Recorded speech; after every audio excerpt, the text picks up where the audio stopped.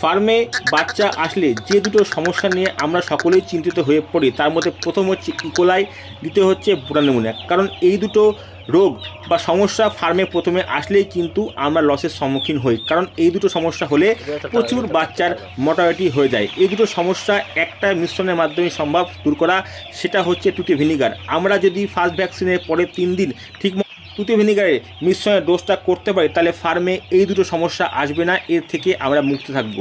এই মিশ্রণ কীভাবে খাওয়াবো, কী পরিমাণ?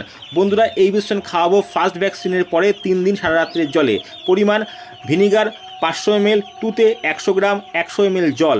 জলটা ফুটিয়ে নিয়ে হালকা গরম অবস্থাতে দেবেন, গুলে যাবে, তার মধ্যে ভিনিগার দেবেন এবং এই মিশ্রণটাই সারা রাত্রের জলে 1 লিটারে 1 ml থেকে 1.5 ml ব্যবহার করবেন। 10 থেকে 12 ঘন্টা খাবে সেরকম জল দেবেন এবং পরের দিন সকালে 4 ঘন্টা জলে অবশ্যই লিভার টনিক দেবেন।